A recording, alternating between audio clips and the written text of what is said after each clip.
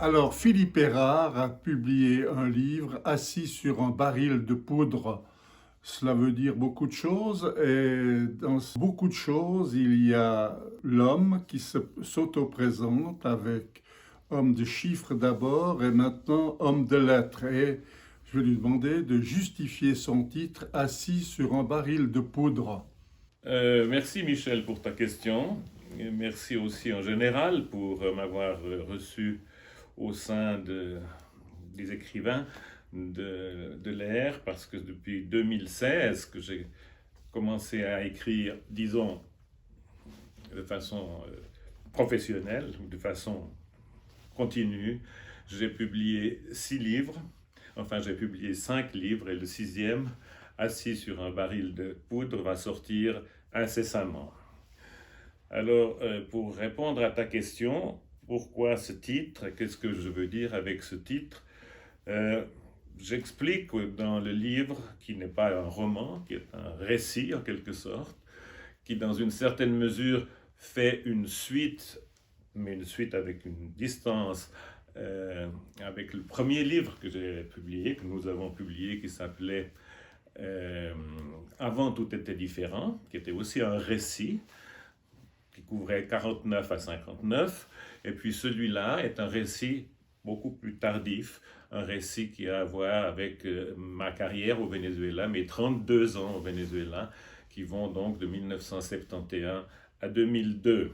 Pourquoi ce titre? Eh bien parce que au cours de la rédaction de ces mémoires ou de ces récits, parce que ce n'est pas un récit, ce sont en fait des récits, comme il y avait des tableaux d'une exposition dans l'œuvre de Mussorgsky, ou comme ce qu'avait dit Garcia Marquez, que euh, la, la vie n'est pas ce qu'on a vécu, mais ce dont on se souvient pour le raconter, en sachant pourquoi et comment on veut le raconter.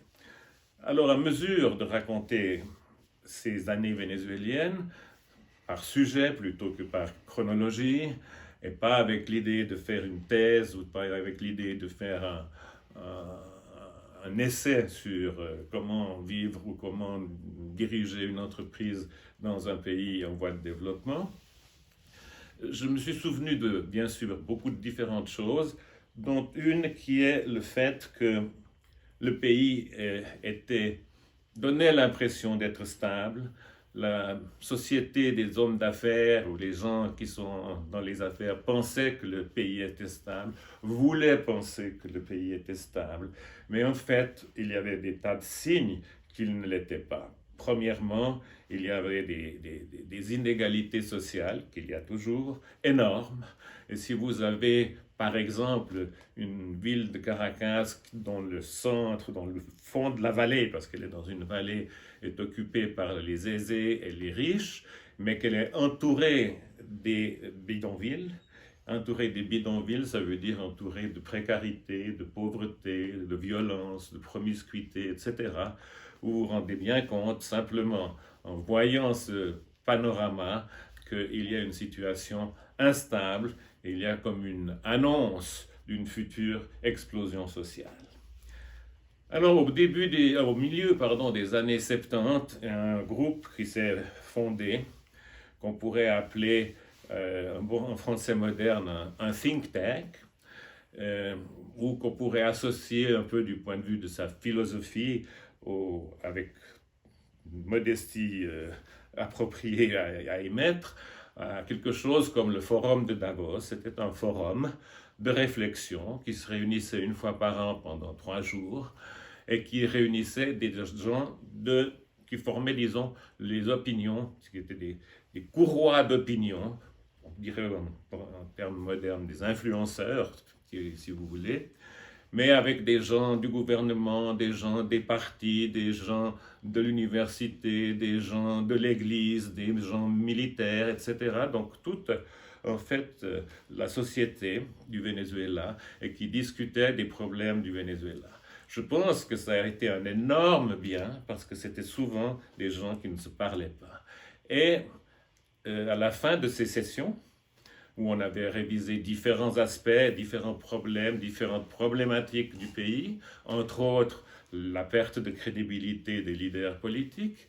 Eh bien, le rapporteur, qui était toujours le même, en tout cas pendant que j'étais là-bas, mais j'étais là-bas longtemps, terminait son rapport, après nos 3 jours de débat, par la phrase « Nous sommes assis sur un baril de poudre ». C'est-à-dire que s'il n'y a pas des réformes importantes pour faire une société plus juste, une société plus équitable, une société un peu plus égalitaire, eh bien, la situation va exploser. Et en fait, elle a explosé plusieurs fois. Elle a explosé en 89 avec un soulèvement populaire spontané ou supposé d'être spontané, soulèvement populaire qui a eu entre 800 et 3000 morts, c'est quand même des chiffres importants. Alors les chiffres vénézuéliens ont tous une fourchette parce que dans les tropiques, la précision n'est pas la qualité principale.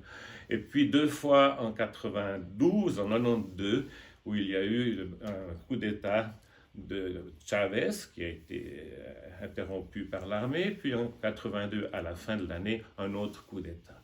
Donc oui, c'est ça qui explique le titre « Assis sur un baril de poudre », c'est-à-dire que la situation n'est pas stable, que la situation présente de quoi être inquiet. Et d'ailleurs, en y repensant maintenant dans votre question, mon premier sentiment quand je suis arrivé à Caracas, ça a été la peur. Pourquoi la peur?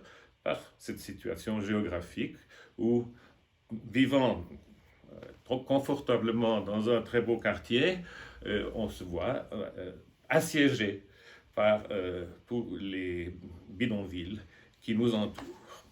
Voilà l'explication que je peux donner pour ce titre. Et puis, elle est illustrée plusieurs fois dans le livre par les événements qui ont eu lieu et par leurs conséquences.